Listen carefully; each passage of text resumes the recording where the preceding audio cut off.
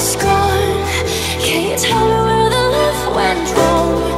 Do you remember what it sounds like? We can turn the love back on. We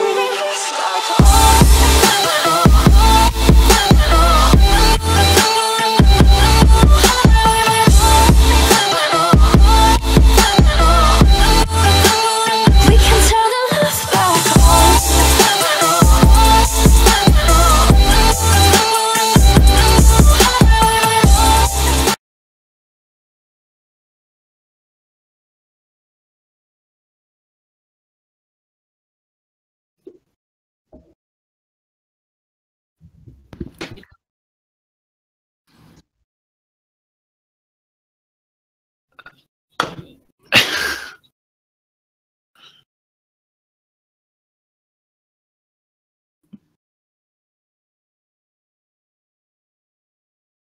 Wait, Spoon, the mics are all muted.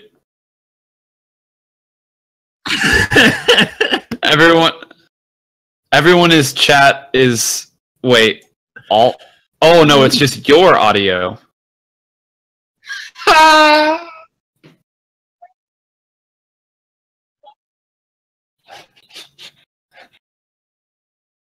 Alright, well, apparently me and Nine can be heard, so I'm just gonna repeat exactly what Spoon said here. Hey everybody, it's your boy, Cryptikspoon.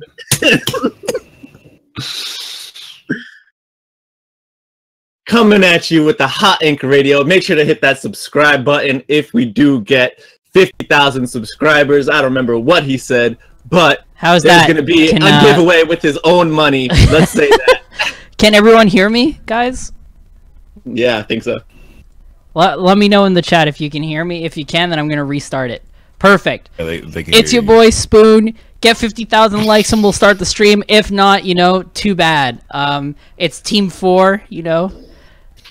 No one gets the Jake Paul reference. Whatever, man. You got to get into the YouTube drama. You know what I'm saying? Anyways. Do we? So we have on our left, you know, the man... the legend of Splatoon, Mr. NinewholeGrains, and his grain gang, recently affiliated over here. Mm-hmm. Aren't you special, Nine? Wow, alright. You know, I don't... Never mind. What? I love you. I watch well. all your streams, man. I'm like an active participant. I'm part of the grain gang. That's true, you are. You're in the Discord I'm going to too, subscribe to you too, man. How does it go? Is it like GG, like grain gang? We're still working on it, man. It's still early. It's still early. How's it going, Walkman? I'm doing pretty good, you know. Besides the obvious heat. Yeah, I mean, you shaved your head because your new album dropped. Everything. Your new album dropped because you're Drake, you know. Have to take care of my son, you know. Yo, he has a whole song about it too. He has a whole song where he talks about his son, saying like, "I hid my son from the I hid my my son from the limelight to protect my kid, not the other way." Yeah. Pretty good right now. So, Kendall, how about you? Oh, thank you, fine. Oh, all right, cool. Does anybody else hear the echo? No, nobody. No. All right. Yeah, I'm doing all right. Everything's going well. I don't listen to Drake albums anymore. So yeah. But yeah, everything's going great. All right. Well, not only did a new Drake album drop today. Oh, a new Gorillaz album dropped as well. No. Well, some weapons and a map dropped in Splatoon. Yeah, I guess that happened too, but the new Gorillaz album also dropped, so. Oh, okay. Everyone go check that out too. The maps were actually good. The map was actually good in the weapons, but the album, I'm not listening to it until I have a kid. So that's not happening for another 4 years. What? So wait, because your kid's gonna listen to Drake? So I used to be, you know what, going off topic, I know we talk about Splatoon, but like, I used to be a huge Drake fan back in the day. I was like, yo, Drake is about to be like, he about to blow up, he's about to go off like. And then once the ghostwriting started, I was like, you know what? Nah, whatever. Like, y'all don't understand it. They're just references, whatever. And then that one where he was like on top of the towers and the tower in Views? No, yeah, Views. That was garbage. And then what was it? More Life. That was garbage. And I didn't listen. It took me 2 years to listen to it. 2 years. So I'm not listening to this one until I have a kid. So 4 to 5 years. Why from is now, I the will listen kid to the it. reasoning behind it? That's my question. Because hopefully in 4 Relate to to the 5 music. Yeah. Basically, when I have a Oh, you can relate to it. I thought you Yes. meant like your kid's gonna start listening to Drake, and I'm No, like, no, dude, no, like no, that's no, a no, long time no, from now. no, Drake no. Drake may not even be relevant when your kid is old enough to listen to that rap music that hurts his ears. You know? Good. Secondly, also, Pusha T. I know we're going further. He absolutely destroyed him. This man thought that, all right, everything's all good. I'm gonna make a song, my song, you know, Upset. I'm gonna bring for all those people that like watch Degrassi back in the day. Degrassi, you make fun of me for my accent. You call it Degrassi? It's Degrassi. Oh my god, Degrassi. It's Grass. That's grass. Not. Do you say you're gonna mow your grass today? Back to my point of what I was saying. He thought that he could bring on all of those people into a video and it would all be good. No, bro, you got so many things to answer to, and he didn't answer. So you know what? I will not listen. And yes, that video was trash. So you guys can keep listening to him. I will not support this man. I bought Take Care. I bought Nothing Was the Same. I deleted every single song off of my iPod, and I only listened to Nothing Was the Same. And in other news, other If you're worldly listening news, to this podcast, it's too late. LeBron is on the Lakers too. Oh, you did not just go there, Spoon. Spoon, leave it alone. The NBA is dead. That's all we can talk about. All right, we can keep. Let's go back to Splatoon. Anyways, let's get back to Splatoon. So in other new releases, new hot fire releases, we got 2 new weapons, 2 dope new tracks coming to Splatoon. There's new music, is there? No, it's Oh, 2 new okay. weapons, man. I'm trying to reference. Anyways, whatever. We got 2 new weapons and we got a new map. We got a new fire map coming out. What's it called again? Albacore Mahi Mahi Hotel. I'm not gonna 2.0. destroy how to say it. I just said hotel. Albacore Hotel. There Yeah. we go. Anyways, so let's start off with the map. What do you guys think of the map? Have any of you guys played it a little bit? Yeah. I'm actually, by the way, just to Yeah. let you know, I have extensively played both weapons and the map in all modes. I saw your tweet. I know, man. I'm saw just your saying, tweet. I actually did it. I have research on this. Okay, so let's start off with the map. What do you guys think of the map? Well, unlike Wahoo World, I like it. You don't like Wahoo World? I absolutely hate It's like Wahoo one of the World. best maps in the No, game. No. All right, let him finish, Spoon. Let him finish. You like it because of the aesthetic. That's it. That's it. It reminds you of Disney World. It reminds you of all those good times in life when you went to the amusement park. I don't like my levels to move around. I'm one of those people that just likes, stay in place, stay locked, and then that's it. Don't go anywhere. Don't rotate. Just stay there, and we're good. That's it. It rotates in a circle. It doesn't. No, Anyways. No.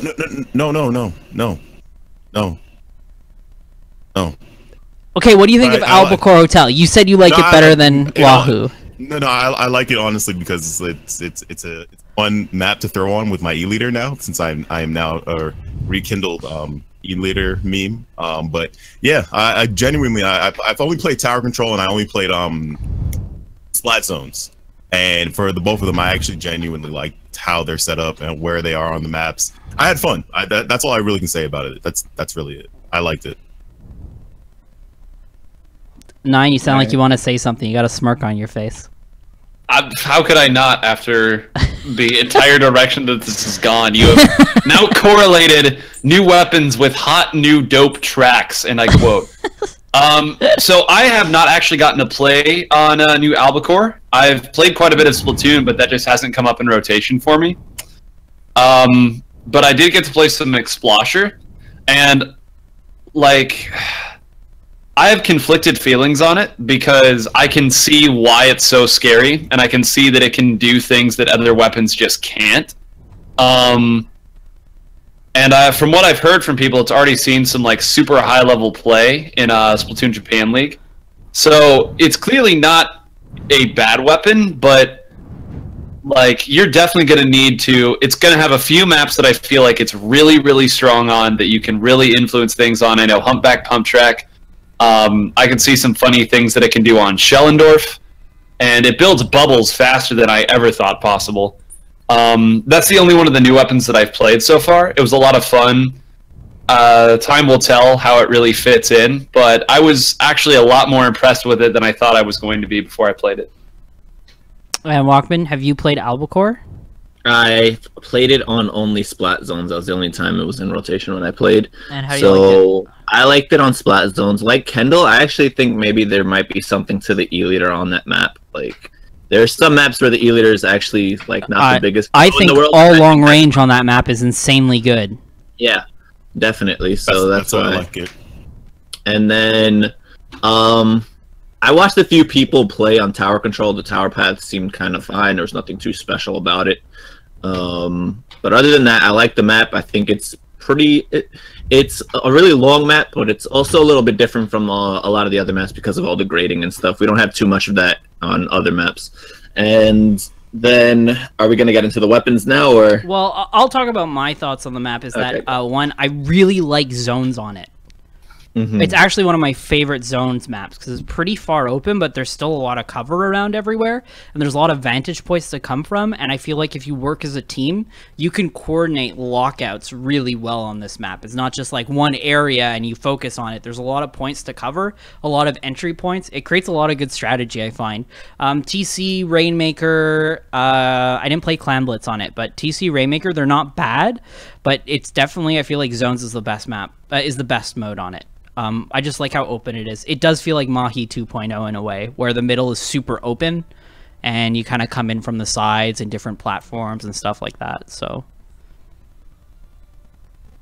yeah, I definitely want to see at least what Clan Blitz looks like on it, because it's because I just said it's pretty long map. I feel like it could be maybe a really slow game if the goals aren't in like easy to reach places or something. So definitely have to check. So let's get into the Ballpoint. We'll save the Explosure for last because I have a lot to say about it. Okay. What do you guys think of the Ballpoint? Have you guys seen it? Have you played it? I've played it. I'm complete trash with it, obviously, but I've touched it a little bit. I do, I guess, like it in a way. I have to be a little concise here. Like, I mean, like vague, I guess is the right word, because I do have a splasher crash, which is why I just give it away. Oh now. my god, just give it away. No.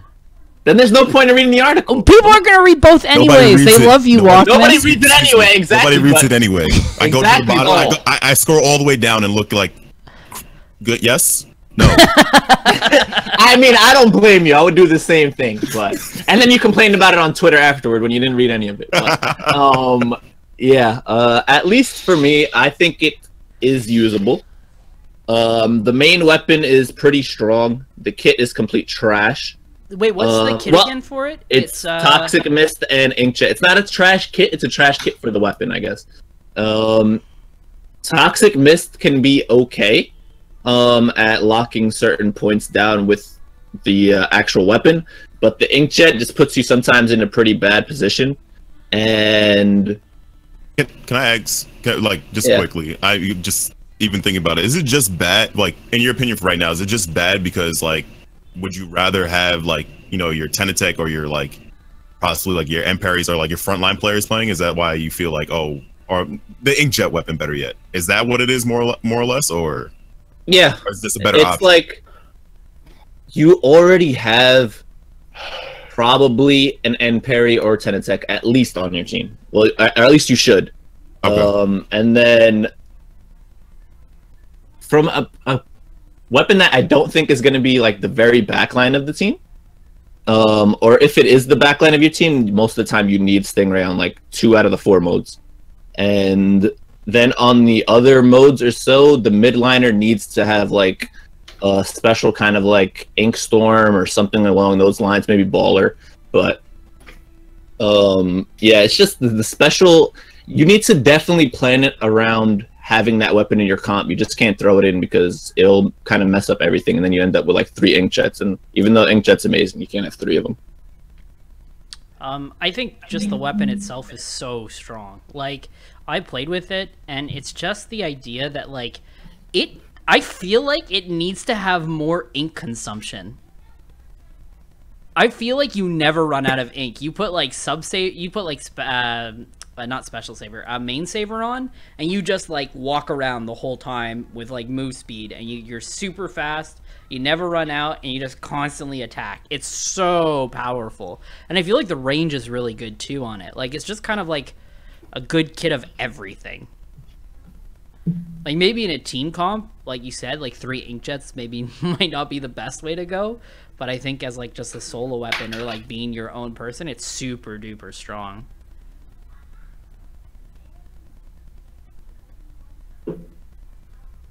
I'll add also that if it does see play, it's not going to be one of those weapons that you can use on like 3/4 of the map in the game. It's one of those weapons where maybe you'll see it on like 3 or 4 maps, and that's where it really excels. But then in the others, you just shouldn't use it there. Okay, I think not many of you play the ballpoint, Kendall? I played it. I can't give that many like points about it. It seems like more of a weapon that like, I don't know, like for me, like it seems like you can play it from like a safe distance, but I feel like it more excels like just being up close. Like I kind of can't wait. Just I'm not gonna give like a crazy in-depth thing because I only played it in the test fire range, but I kind of can't wait to see like Dia and Gamer use it, because it seems like the weapon that like they would just come out and use like for super aggro, like the super aggro type of play. So I just can't wait to see like how people actually implement it into their teams. It just gives more variation. That's really all it is. But I can't give anything else besides that. I mean, I would argue that it's probably one of the best weapons, best splat lanes. I just think it's so universal. It works for like everything.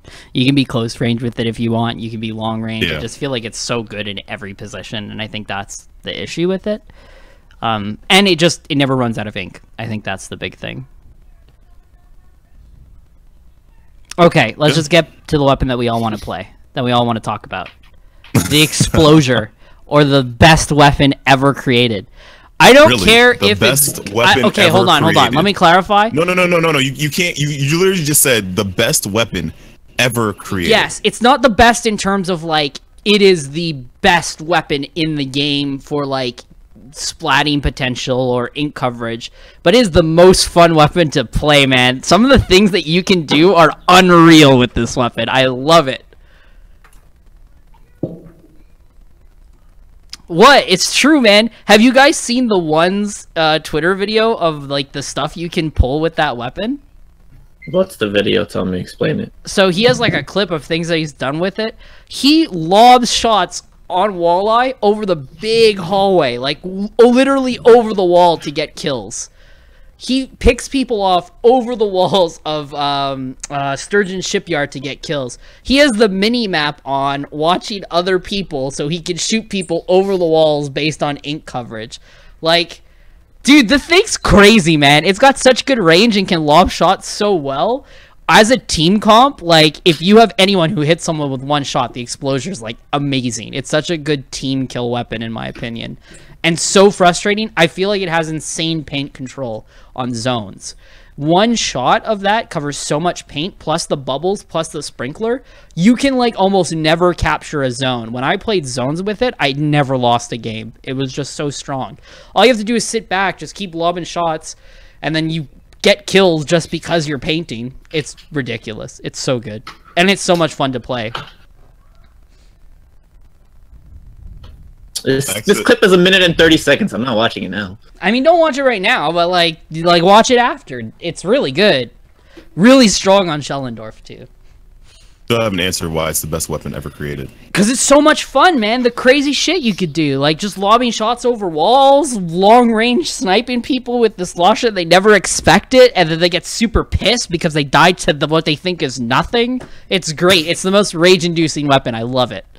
Yeah, literally, I was like, all right. When I first used it, I was like, I probably will never use this, but it was kind of interesting. Like, I wanted to actually give it a try, but I was just like, I don't need to throw as much as I do already. So when I got into a map, I was just like, yo, did somebody just hit me with like a Rainmaker blast? And I was like, nah, it's not. Why is there so much ink on the ground? And then I looked to my left, I was like, yo, this person has had like 7 or 8 bubbles. Like, what is going on? Oh yeah, man. It's amazing. It's absolutely ridiculous. It paints so well. Like on zones, it's like a must in my opinion. I think it's so really good. a must. It's so good. It's got such amazing range and provides so much support to your team. You can literally lob shots anywhere and take damage on for your enemy team. It's so good. I'm telling you, man, it's amazing.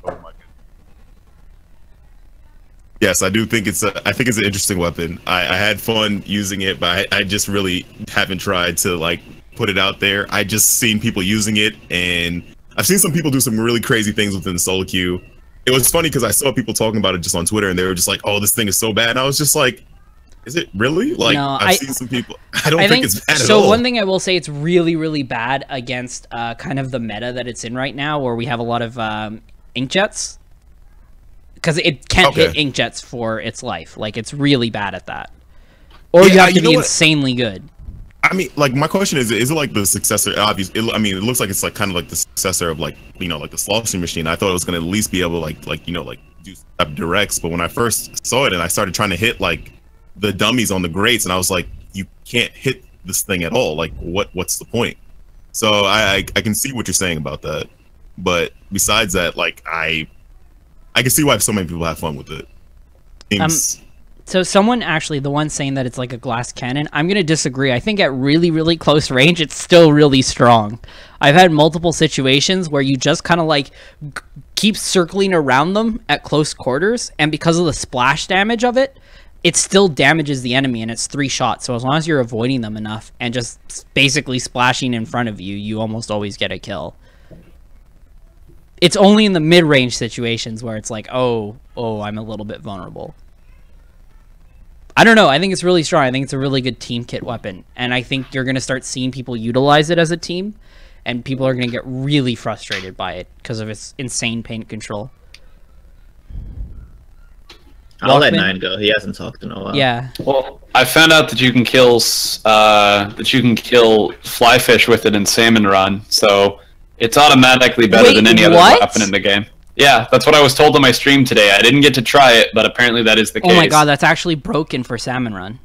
It is. But anyway, to your original point, I think your bit on it being a good team weapon is 100% accurate. I think that it's not a weapon that you need to build around, but it's not a plug-and-play weapon type of deal. I think that your composition that includes an Explosher can be a very strong composition, but you're going to need to keep in mind and play around its strengths and weaknesses the whole time.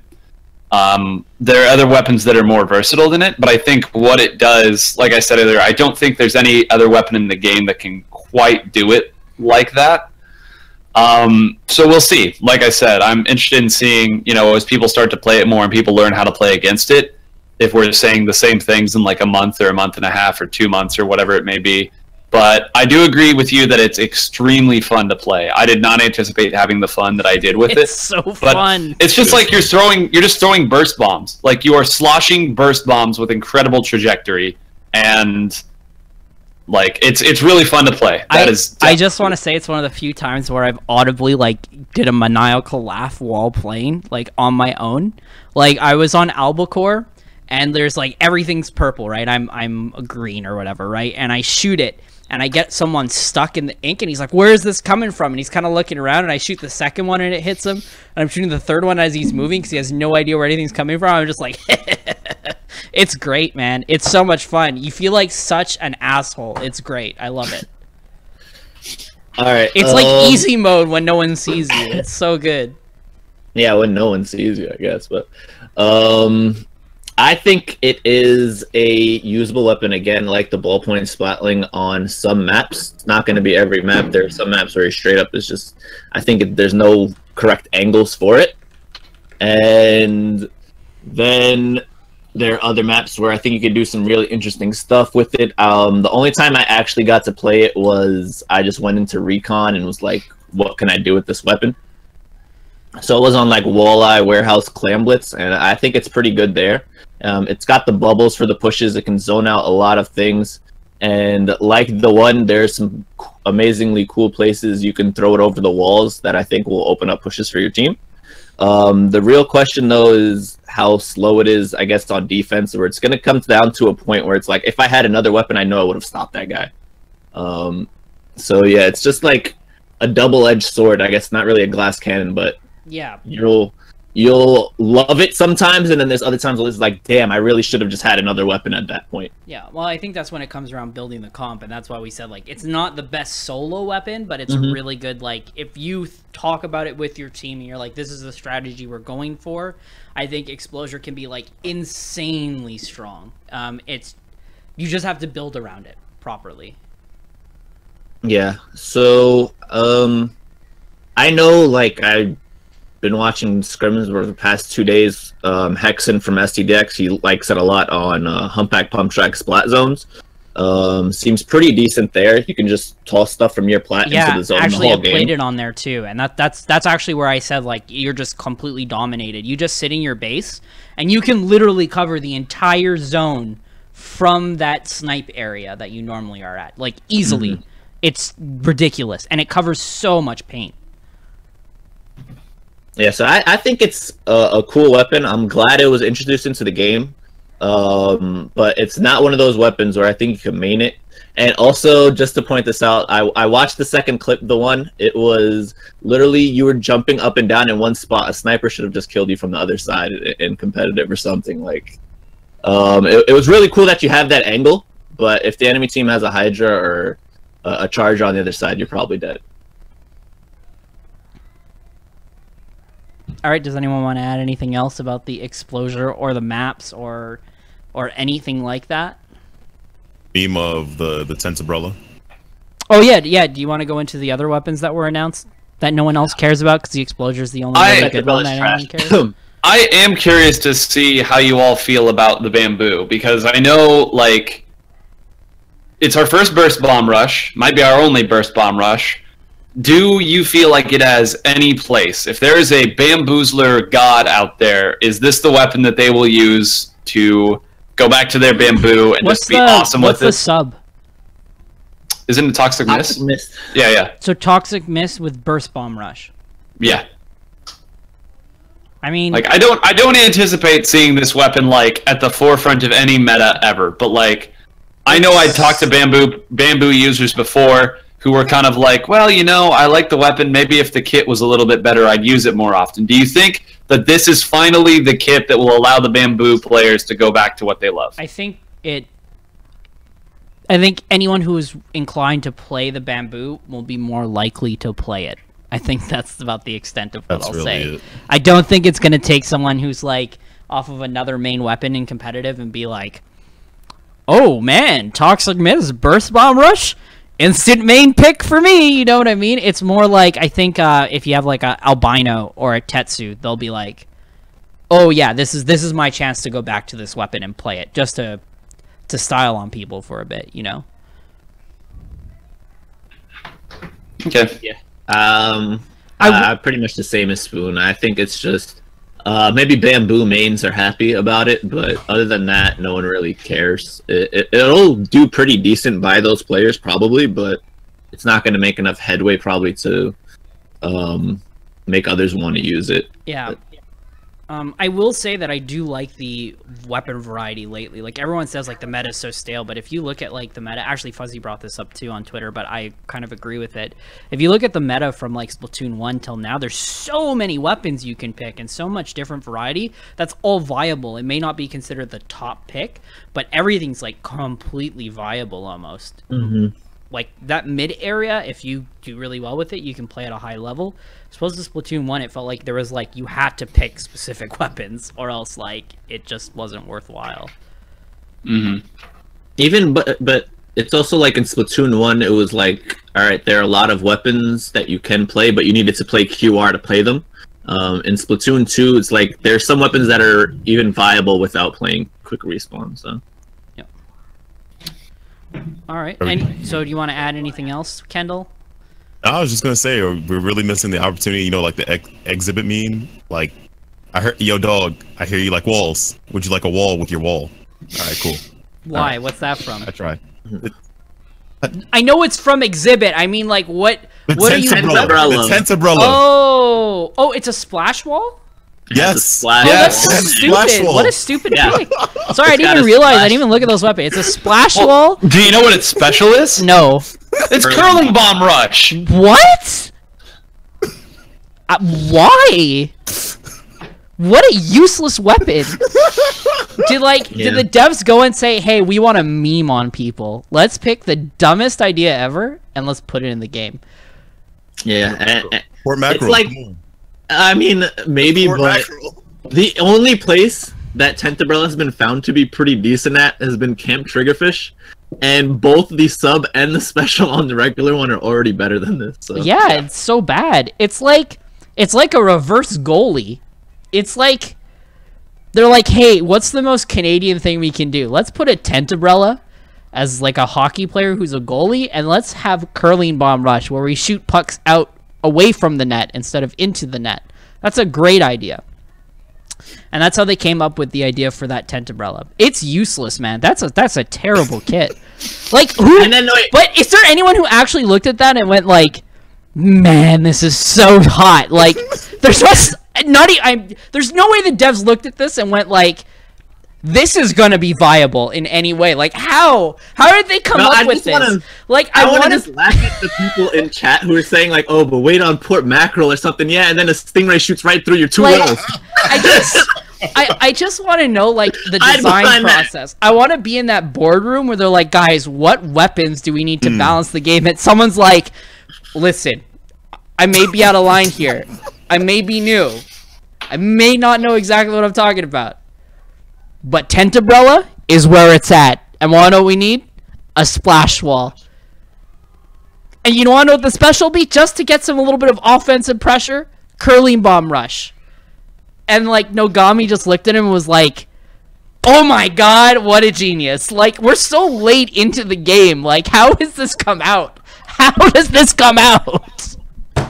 It's one of those weapons you just like want to, fool around with in turf war, honestly. Like, or it's just like you just like destroy people in turf war and you feel like a god playing tent umbrella or whatever. What's a Sorella tent umbrella? Yeah. It's just it boggles my mind. It actually aggravates me because I don't know. How can you be a year into the game and release this weapon? What does it add? Like, explain to me, okay, someone needs to make a guide on this umbrella and explain to me how it's used and its uses. Possibly the greatest rant that you've ever done. It's so stupid! Now, hear me out.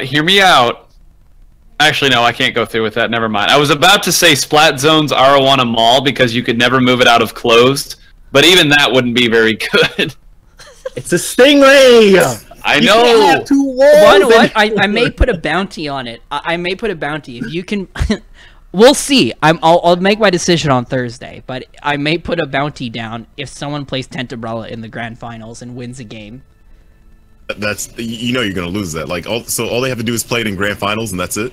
Well, or and some, win the game. I'll figure and out win. how this works, okay? But seriously, I want someone to make a serious guide. I want to meet someone who's a Tent Umbrella main with this kit, and is like, like those people that you see on Reddit or whatever who are like, you say a single bad thing about their weapon, and they're like, I will have you know that it is good in the meta. I want to meet one of those people for this Tent Umbrella.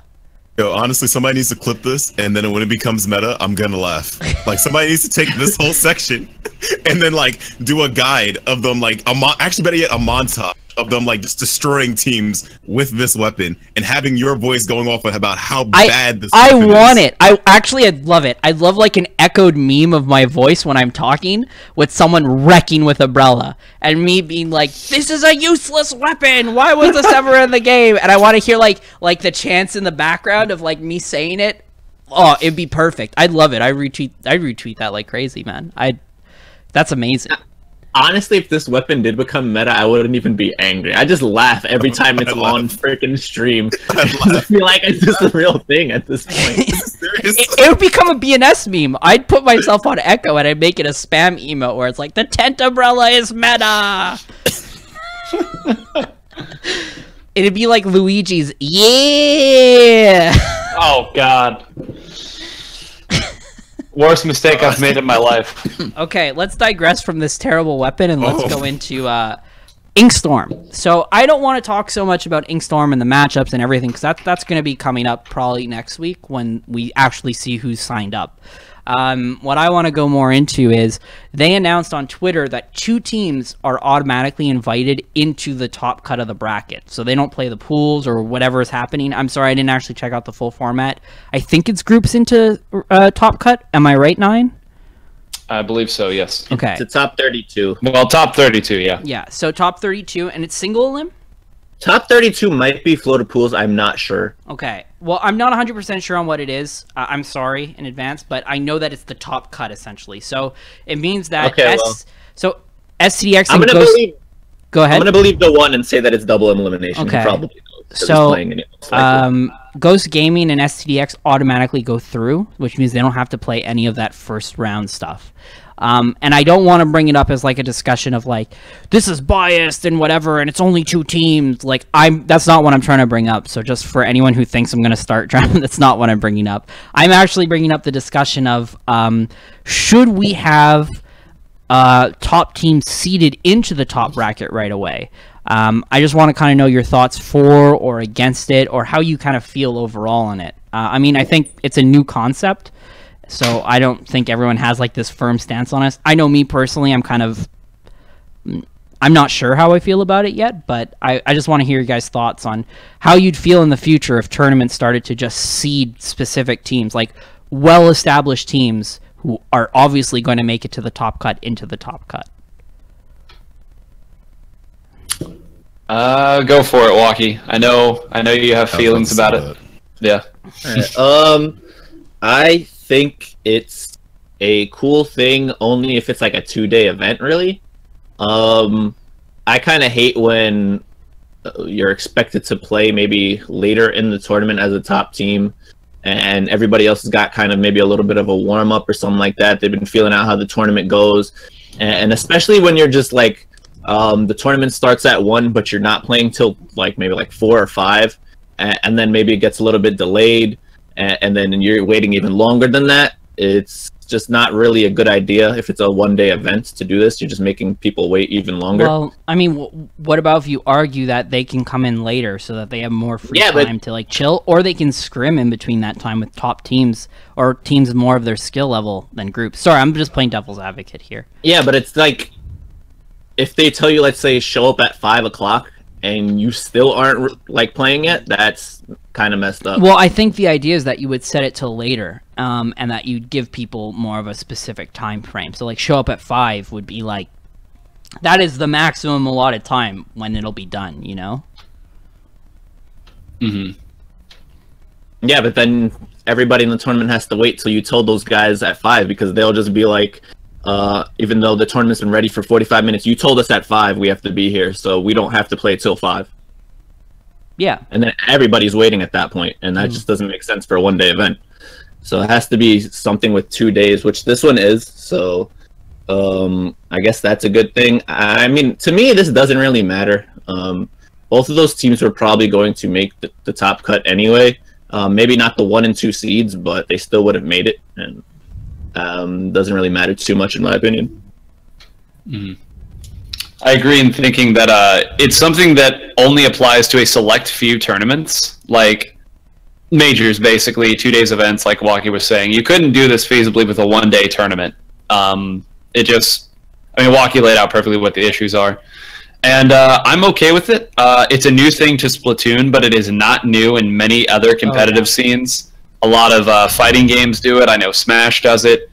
And what it creates is it's kind of tournaments are there to serve the players so that the players can get something out of it. For the lower level teams, that's experience and it's practice and it's growth. For top level teams, it's, of course, experience and growth as well, but it's the incentive of like making it to the top and winning.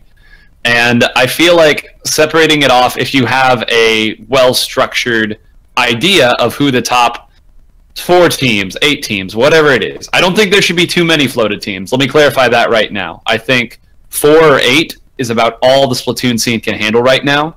I don't think we could go to the top 16 without creating some real issues, and even 8 might be pushing it, depending on who you talk to. But I feel like that allows the lower level teams to play people they should actually be playing in the earlier rounds, and it allows the top level teams to be at their top form when it's their time to shine.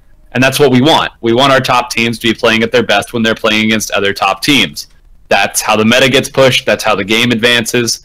And so I'm okay with it on a conceptual level. Of course, there may be sometimes I don't like that this team got in over this team, but that's why it's important to have good arguments for all of the teams that are made.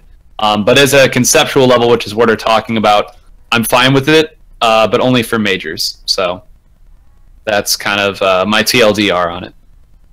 Yeah, I'm basically voicing the same thing as Nine and Walkie. Honestly, I'm fine with it. I think that it's a great step into, like, I guess the only thing you could ask for maybe next time is maybe having more, like, facts towards it. Like, basically, that's cut out. I cut out. Can you hear me? Mm-hmm. Yep. Oh no, I was just saying basically more stats towards it, like why this team deserves it over the next team. Obviously, not saying that either team doesn't deserve it, but that's really it. I feel like it's a great concept for the tournaments happening. Majors obviously only, and that's really it. I can only echo the same thing. I think it's fine.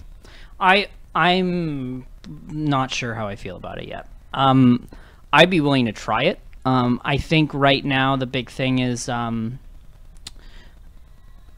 I think a lot of teams right now, a lot of top teams feel like group stages are pointless for them. At least that's the idea that I get from them, because a lot of teams are entering tournaments because they're like, well, there's no point. I'm just going to play all these teams and then wait for an hour until the top cut. So I think if you were to implement it so that they go into the pools right away, it might give them more incentive to want to join tournaments because it feels like we're not wasting their time. I think that's more of the ideology that I'm putting behind it. It might sound elitist, but like that's the perspective I'm getting from those players. So that's how I'm looking at it from an organizational standpoint. I also think that it encourages the lower level teams to actually compete against each other in the group stage and not just get completely wrecked right away. Like, you have to earn the spot to play against those teams, you know?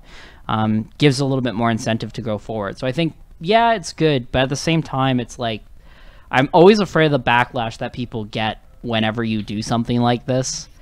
Just from like a community standpoint, like if you're gonna put these players, you're gonna be like, why is this player in here and not, why is this team here and not the other team, and like, what, like, this is so biased, and why are you catering to top players, you know? And it's like, it's decisions we're trying to make to help things. So I feel I'm always afraid of those types of decisions. I mean, at the end of the day, like, if people are like, I feel like at the end of your statement, it's like, at the end of the day, if a team is doing well, that's why I'm saying if there's just more stats behind it, obviously not going into like the reasons why they chose what they chose, but like if there's more stats behind it, and like as somebody stated, if there's a ladder, I feel like there's no argument really about it at the end of the day. So if you're able to actually come up with something like that, then I feel like it would be fine. Like, I feel like if you give the reasons why, obviously not 8 teams, it's probably at best 4. I feel like it'd be fine, personally. Yeah, kind of just like with all of you said, Nine started off by saying you could only do it with a certain number of teams. That's definitely true, because we've all seen it, we all know it. There's a huge skill gap once it gets like a certain number in the top teams, and that's where it gets iffy. It's like, then you have those arguments over, well, we placed first, or we placed third at this tournament and we beat them that one time. This should be us instead of them, and then it gets to too much like that. But when it's like, in this case, just the top 2, there's no arguing, honestly, at this point. They both would have made the top cut in some fashion. Probably the top 4 as well would have been able to. Top 8 is where it gets a little bit too iffy at that point. And then also with how Spoon was saying, there's always maybe the worry of backlash from the community. I definitely see that, because there's still people who cry about secret scrim servers killing the community. So yeah, Sorry. Definitely have to, I guess, not want those people to lash out or anything like that, but I mean, it doesn't really matter. Those teams, honestly, at this point, they earned it. Yeah. Well, actually, one more thing I want to point out is I don't think anyone has a reason to complain about no tournaments for newer level teams because there's like 8 of them right now.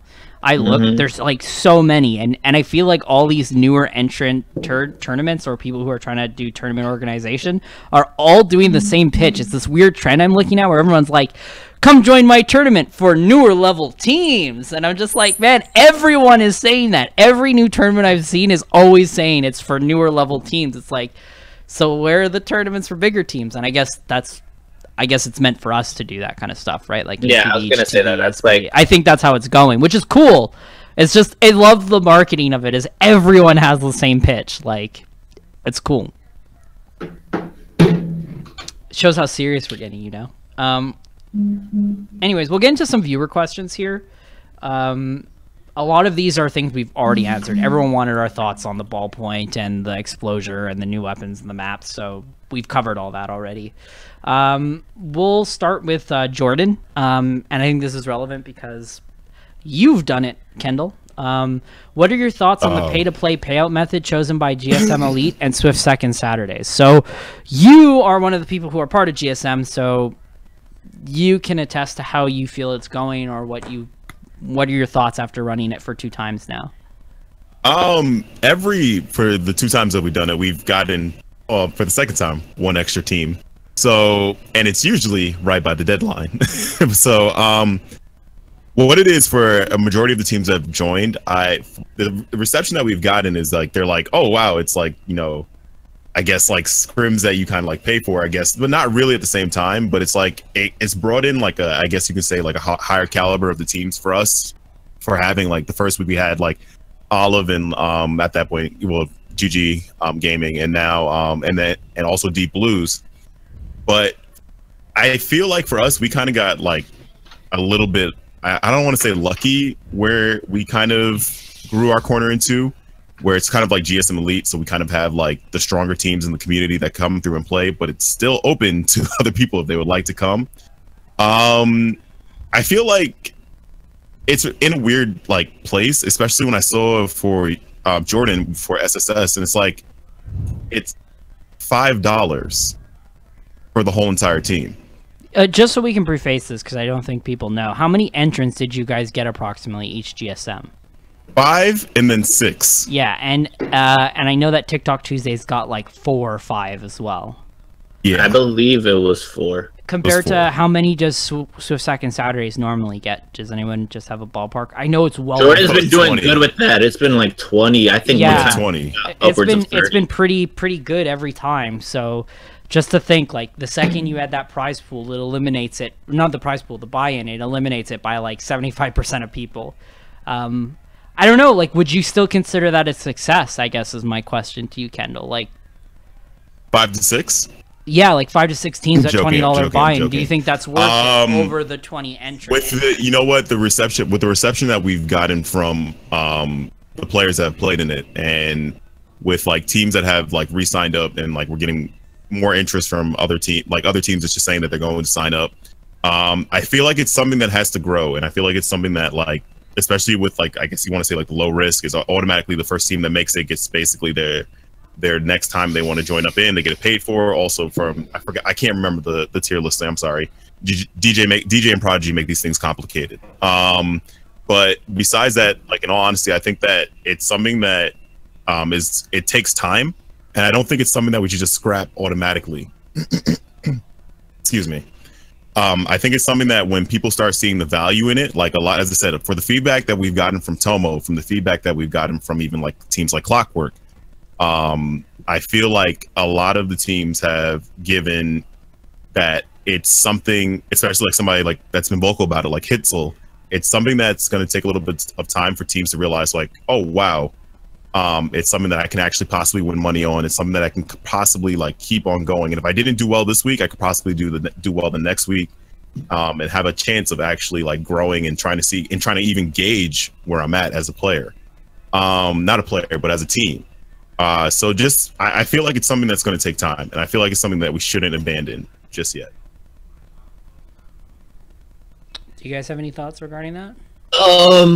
In regards to both of GSM and SSS, I'm glad that both the organizations have decided to do something like this. I know Jordan said he's not probably doing it again because he's taking a break from doing a couple things. But at least that one thing that Jordan did, I know since I'm a part of GSM as well, that it kind of confirmed to us that the problem wasn't the $20 pricing. It's just the buy-in. Nope. It's just the buy-in. It's literally the fact that you have to have a PayPal. That's literally it. I mean, that's what I said is my thing. That's what I brought up the whole time. Is my concern is not so much the buy-in. My concern is the barrier of entry. Is that if you have someone who doesn't have a PayPal, they can't play in the tournament. And we've had a lot of situations like that.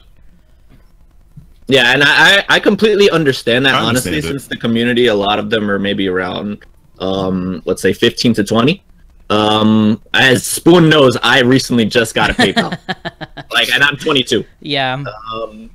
So I completely understand that. But it's kind of sad in a way that there's this really good opportunity to at least, because like Kendall said, I believe you just have to, as far as for GSM right now, you have to win like 1 or 2 games or 1 or 2 sets and you get your money back. And I mean, that's kind of, sad that people aren't willing to risk it, I guess, but because there are definitely some older teams in the community that are not signing up for that event either, which I think they should. Although, all right, it's $20, that's guaranteed, what was it, like 5 sets against really good teams? Against really good teams. I mean, at least try it one time. If you want your opportunity to be like, yo, we never get to play against these teams, there you go. Literally, right there. Actually, I do have a question for you. This is kind of a controversial. Actually, Nine, do you have anything to add to it before I go on? No, I'm probably the least informed of anyone on this topic, so I'm just not going to say a whole lot about it. Okay. I want to kind of bring it up. This is kind of, I'm not trying to grind your gears, Kendall. I'm actually trying to bring a real discussion, because it's going to sound like, I'm going to let you know right now, it's going to sound bad, okay? Come on. Do you think BNS is overclouding the pay-to-win tournaments because we went a different route? We decided to completely ditch pay to play right on Thursdays because we're just looking for the most entrants on a Thursday night to come in. So we decided to open up the Patreon. We decided to do open donations that run all the way up to the grand finals, and we've been hitting prize pools of almost 150, 200 bucks every single week. Do you think that that's de-incentivizing teams from entering a weekend tournament for pay-to-play? Because to give an example, we get like almost 40 teams plus every single Thursday night, and I feel like every single tournament on a Saturday is getting like 20. And like I said, it's not a brag. I'm genuinely asking. Do you think that it's a detractor to the Saturday? It's not even the fact of that. It's literally just from the beginning of time. People have been not beginning of time, but beginning of Splatoon. People are used to free tournaments, and they are used to everything being free. So why am I going I can join people are going to join BNS without you having a prize pool, or if you have it, nobody's at the end of the day, their teams are going to still sign up. How from the beginning of time you guys started, how many teams have you guys sign up? Well, you might have done your specials. I'm not saying you. Well, to give an example, we usually used to get about 24 to 30 teams every BNS, and ever since we've had a prize pool, it's been 48 plus. It's been 48 plus, right? There's no risk for them joining that exactly. And as I'm saying, it's a standard that has been started since the beginning. It's not something that you could be like, oh, you guys desensitize it. I'm going to mess that up over and over again. Incentivize? But, just leave me alone. Degrassi? Yo, my mouth is already watering up, and I need gallons of water right now. But I feel like it's something that's not. I feel like it's something that's just been there, and it's a standard that it's something that just needs to change over time. I'm not even saying if it's the same thing if you guys did it. It would be you probably get cut from 40 teams to maybe 20 teams. Way less. I think we'd see. Way less. I personally think we would receive the same thing that you guys are getting right now. Okay. I think we might get a couple more just because I feel like we might have this reach or this prestige that people perceive we have. But I mean, the thing is, you look at it and say for instance, Jordan is not even possibly. He is the TO that everybody knows of. Outside of that is AC. Yeah. And he's been doing this since the beginning of basically the beginning of Splatoon. And it's kind of like, if it kind of looks like, as I said, it's something that I guess a barrier that we just have to get through. And once teams actually realize that there's something to win, there's something to actually like attain from it, and there's something actually to incentivize players to actually, like, you know, play in these tournaments and what they can gain from it. And even for, like, I guess you could say, if you want to say like your higher end teams, I guess people just want things for free. And you could say, oh, they're children. Man, there's thousands of children ripping off their parents' credit cards right now for V-Bucks. All right, just ask any GameStop. Like, if these kids really, not even kids, teenagers, wherever it is, if any of them really wanted to play in it, it's $5 for the whole entire team. Yeah. For SS, it's $20. As I said, people are like, some of them throw away money for like in a day for pizza and like on their lunches. If they really, if it's for players that actually want it, then they'll do it. Yeah. If they, I think, like I said, yeah, it is the mentality, and I think the more you start seeing sponsored teams, the more you'll start seeing the buy-in be more acceptable. Like, StDx and Ghost Gaming, they're going to look at a buy-in and go, yeah, join it. Yeah. You're going to get your money back, and we're going to pay it for you. Like, it doesn't matter, you know? Just to give an example. So I think the further we go on, the more acceptable it'll become. Also, what's funny is we've had more success with the EU teams than the NA teams. It's actually the funny part. I think the EU teams are just starving for competition. They're starving for that buy-in, right? Like, they see BNS on Thursdays and like, we want that. They want money, man. Anyways, let's get into the next thing. Maybe Nine can chime in on this one. Is from Future Pixels. He asked, follow up to the discussion last week on sponsorships. Are teams the only avenue, or could you foresee paths opening up for free agents, content creators, commentators, etc.? Nine, do you have a sponsorship in the works? If so, they haven't talked to me yet. So it means that you're signed. To answer that question, no.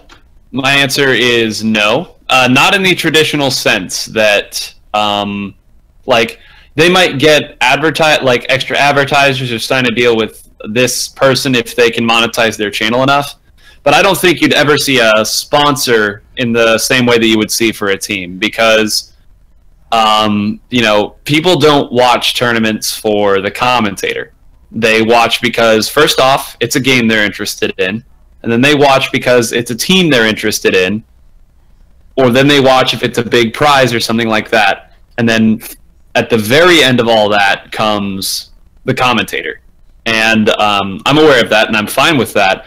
But content creators, I think, could be more of a big deal. I think that one of the big reasons that Ghost Gaming did get sponsored, and I don't know this for a fact, but I've always thought that a big part of it is because of their content creation and how, I mean, Soren, Sendo, Dude have always been on that grind trying to get as much of their stuff out there as they can. So I think that's a big part of it, but I think it would have to be a hugely fantastical content creator. Like, I know Octoboy has certainly hit that status.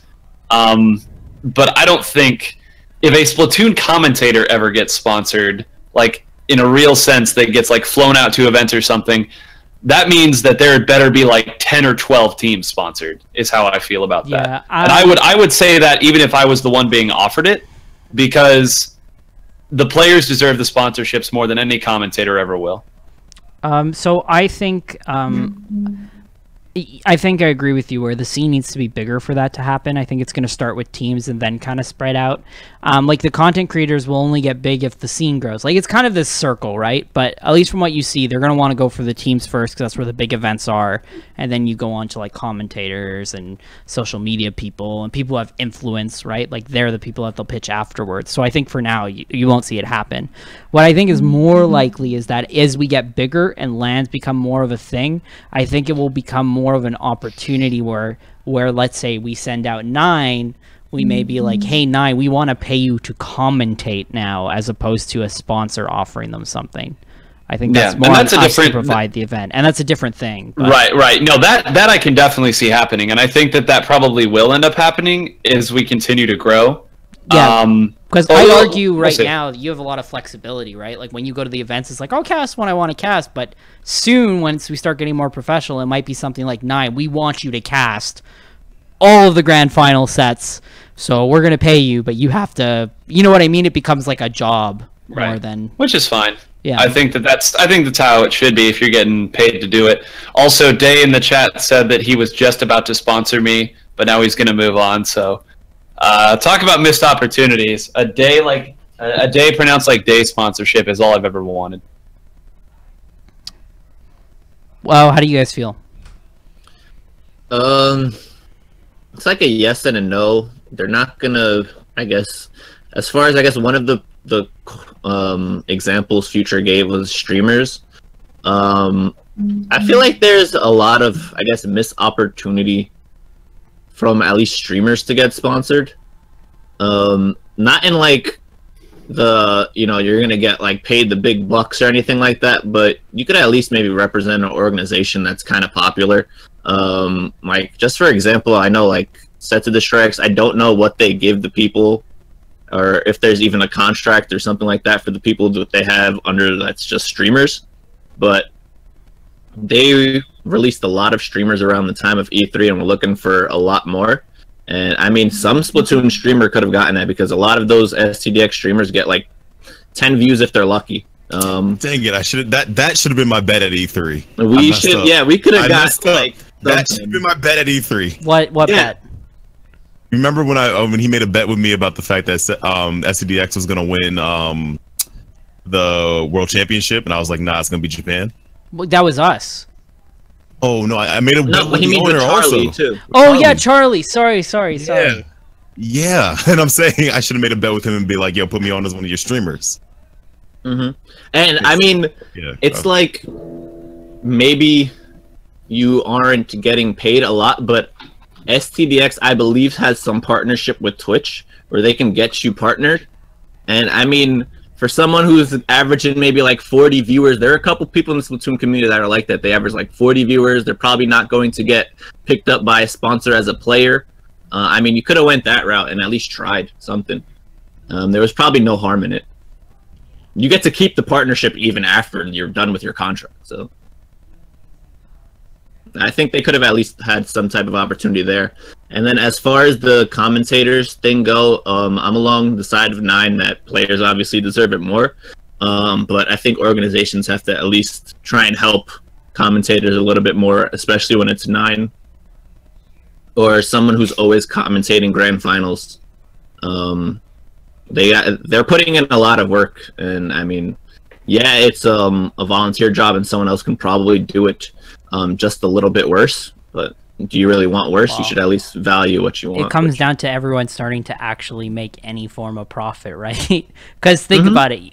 You're going to say that me and Blake don't work either, right? Like, where does that come from, right? I've always talked about this, but like, if we're going to talk about like paying people, right? Commentators, you like, in a realistic world, we want everyone to get paid for their services and hard work, right? Like 9 is like one of the most dedicated and best people we have, and he helps us with events and he brings things forward. So of course you want to help him with that, right? Like no one's not paying people because we don't want to. Like everyone wants to help everyone, but it's like something like we still have a bunch of funds that we're getting in, but we still can't pay ourselves. You know what I mean? So it's like, how can we pay other people too? Like, and our idea was that we would pay other people before we pay ourselves ever, right? But it's still a thing where it's like we still don't have that income yet. No, I understand. I meant like for obviously with Ink TV, it's like we're only doing online events at this time. Yeah, You're if not we start gonna- doing LANs, that might become a possibility. yeah, that's what in I'm the saying. future. LANs, there's at least the opportunity where maybe it'll happen sooner rather than later. But I mean, that's something I would like to see personally. Yep. Because they do put in a lot of work. All right. Well, I think that's all the questions I had. Every other question was literally about the ballpoint or the Explosher or about balance changes. And I think we kind of covered that. And there was one by Bitmap who asked about what we see Splatoon in 2 years, but we've literally answered that question on every single podcast for the past 3 weeks. So I decided not to answer it. I'm sorry, Bitmap. We love you, but we've answered that question a lot lately. We may come back to it in a couple of weeks, you know, our opinions change all the time. So does anyone want to add anything before we kick off the, well, not kick off, but end the show? Sub to 9. You got affiliate. Yeah, Sub join to the 9. Grain Gang. There you go. Sub to 9. How are you gonna do it? How are you gonna do the G? Oh, the G. Oh my lord. Well, not like that. I don't know yet. I'll figure something out somewhere along the line. What are you doing right now? That's the Grain Gang. Spoon, your mouth was open. Yeah. Okay. It's the circle for the G. Oh. All right. You know, we're not doing that ever, but yeah, of course we did hit affiliate today. It was awesome, and looking forward to see where things go. Sub to Kendall though. Don't sub to me. Sub to Kendall. Go join the Negus's Corner, the King's Corner. Sub to him. Watch his rage. My stream is for people who don't get bored when people are just chill all the time. So if it's Kendall, go to him and just watch the energy that flows from him and from his channel. Or don't go anywhere and sub to Ink TV. Thank you! Oh my god! You shilled for me! I love it! I was literally gonna say that. My boy Walkman, killing it! Oh, I popped off on that one. That was so good. So what's the next one for your intro for BNS? Are you gonna like force everybody to give you like 15,000 bits before you start? 15,000 bits. I mean, I gotta hone my YouTube like shill game. I feel like that's a specific type. Like, I'm good at like the corporate shill, you know, like, hey guys, you like our content, come to Ink TV, you know, subscribe to our channel. I mean, I'll get into this right after, but well, the YouTube is like way more like bro style, you know. It's like, sup gang, gotta get like 20,000 likes, or else we'll go through with this, or we'll make another video where we go even more hype, and like subscribe to my channel and smash that like button. It's like, it's got to be way more like that bell. intense. Don't forget to ring that bell to get those notifications so you can always see our content anytime you want, you know. It's like really stupid. Like, it's got to be like the dumbest thing in the world. So I definitely want to work on that. I strive for success, 9. I mean, do you realize the reason that works isn't because of their shill? It's because they're pretty and buff. Whoa! You're saying I'm not pretty? I'm very pretty. What you saying, 9? I'm saying no. Now hold on. I'm saying, are you trying to say that I'm ugly, 9? What are you saying, 9? Did you just assume my attractiveness? I just want to point out 9 may be good looking, but look at his cold heart. Don't sub to him. No, I'm just playing. Oh my god. 9? Now you're digging yourself a hole here. Can never come back from this. Let me back up. I think your shill game is fantastic, and that if that's that you don't need to work on your shill game at all, because your shill game is already fine. Thank you. That is what I'm saying right now. That is going to be the end of my discussion. Gotcha, man. QED, and we're ending it. By the way, I just want to add one more thing to that, is that I don't think it's because they're attractive. I think it's because they have like 10-year-olds who will like buy all their merch. That's the To be fair, we should make a BNS donation song. I think that'll really hype people up. A BNS donation song? Well, because you know how the Jake Paul and like Logan Paul brothers, they literally make songs just to buy merch. They're like, buy that merch. You know, I should just be like, donate now. Thursday. You know, you're really making me question you because of the fact that you watch these videos. Yeah, I watch a bunch of commentary videos about these stupid things that happen. So, you know, I'm totally in it. I should. He watches like those videos. It's like he watches those videos like Grandpa reacts to. Yeah, man, I do. I watch all that stuff. I watch like all the surreal stuff and the commentary channels and everything that you don't want. Like everything's stupid. I watch. I should like put a backwards cap on. Just be like, Thursday. Oh, what up, Dab? You thought that Did you say Dab? Was a Dab on the subscribers. All right, Next time, yo, Blake, can you cut the stream off, like, please? Turn it off. Oh my god! Next time, Spoon's gonna have his hat on backwards. He's gonna be wearing a tank top. Giant. He's gonna have a hat on his cat too. That he's gonna like bring around and dance around with it. Like, actually, that might not be a bad idea. That second idea has validity. But just wait, everybody. If you thought this stream was as good as Spoon could get, oh Oh, you have no idea. I can go all out if you want. Anyways, Walkman, shout yourself out. Alright, nah, this week I'm not going to shout myself out. I'm going to shout out Gen Game. They produced an amazing stream last Saturday. Yeah. So go follow Gen Game, GEN Game, on Twitch. They do a lot of Splatoon stuff now. They do other games as well. So definitely check them out. Some of the best production value I've seen in a while in the Splatoon scene, and they're fairly new. I want to add to that as well. I tweeted it out. I couldn't get to the InkTV Twitter, but I would have retweeted it on there. Dude, that is some of the best production I've seen for a tournament, and it was just an online tournament. It was so good. Everyone needs to watch Gen Game, man. Like, they are pushing the limits of, like, in-person commentary that, like, no one else can provide. Like, we at InkTV can literally not provide that. We could try as hard as we want, but we cannot provide that. That is something that only Gen Game can provide, because New York, for some reason, has a bunch of commentators there and can be all local. So it's a unique thing that you guys have, and everyone should go check it out. Yeah, definitely. DJ posted it in the chat, so go follow that link. And one other shout out I want to give is now on inktv.media. We just have a new writer, Dave Andrus. He's producing some nice video content. It's kind of like a shortened version of InkRadio. He talks about the hottest topics from his perspective. So go check it out. When I saw those videos, I knew they needed more views, so we needed to get them on the website. So definitely go give him a subscribe on YouTube and check it out on the website as well. Yeah, I do want to add one more thing to that. I watch all of them in succession, and I've watched them multiple times because he's just really interesting to listen to. Even if you don't watch the video itself and just listen to his audio, it's a very soothing. He's got a really good voice for this, by the way. Yeah, I just want to say, dude, it's so soothing and great. Like, just listen to it and just, like, do your own thing. Put it in the background while you're, like, photoshopping. It's great, man. It's really informative. He's got a really good voice for it. I don't know. I'm a big fan, man. Like, this guy should have way more views than what he actually has. When we saw his views, he had, like, 3 views, and I'm like, how? This should have hundreds. 100 guys. Go check it out.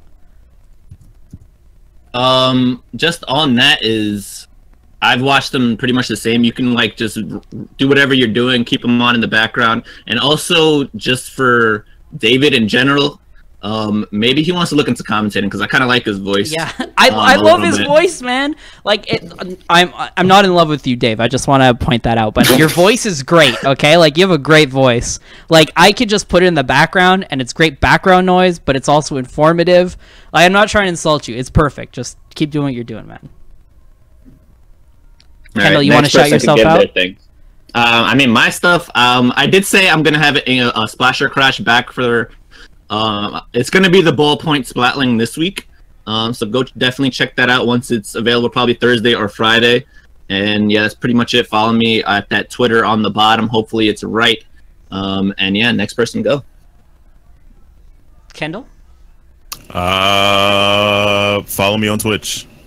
Negus _. Okay. Oh, GSM Elite, so they don't kill me. GJ's gonna kill me. GJ's gonna kill me. Sign up for GSM Elite. I forgot. I'm so sorry. It's on Battlefy. Please sign up for that. If DJ wants to put in the link for that, don't kill me, please. Also, Long Island Summer Splat. I literally Long Island Summer Splat. Was on Smash GG. Please sign up for that. Also, that's going to be August 25th and 26th. It's going to be a great time. Make sure to sign up for that. That is going to be at Aeon Gaming, the same place that Beacon was at.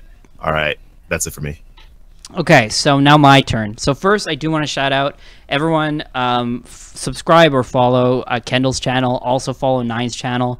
Nine's brand new to streaming, but he's like a natural at it. Really, really good. I love watching your stream. You definitely interact with new and veteran players alike, and I think everyone can get around you because you spark up good conversation. Really approachable. So good job, Nine. I really, really like it. I'll be hitting that sub button whenever you're live again, so I can, of course, get praise from you, because that's all I live for, really. Also, I want to say, okay, now time to put on the... Oh, yeah, Gen Game. follow Gen Game, support Gen Game. Their production is amazing and something that I really, really love. They're pushing the boundaries of things not really many other people can do just because of the localness of New York. So they offer something so unique. So definitely go check them out. Squid Spawning Grounds was the first one. Not Squid Spawning Grounds. Fresh Cup was the one that they did. Fresh Start Cup. And Fresh Cup is Fresh Start Cup. Fresh Start Cup. Yeah, it was really good. So definitely support them. Finally, we're going to have BNS this Thursday again. It's a $50 prize pool starting, but we're going to have a live donation stream again. Our goal always is to try and at least get 100 every tournament so that you can walk away with a nice $100, a nice fat stack of dollar bills, so to speak. So donate there. If you want to support us, subscribe to the channel. It'll help us with getting equipment. It helps us fund other tournaments other than BNS. It helps us just in general with everything. Helps us with numbers, with everything. So subbing is definitely the way to go if you want to do that. And if you want to support BNS or other prize pool tournaments and not directly donate every single time, we do have a Patreon that you can go to, patreon.com/InkTVSplat. Give us a donation and become a patron. So far, we're at $238 a month for our Patreon, guys. We have 2 amazing supporters who we're going to shout out on BNS as well. Yeah, just support the content, basically. Give players prize pools, help support us. So in the future, I can run tournament streams like Blake as well because we need a new computer. So yeah, everyone, thank you so much for tuning in, and we'll see you later.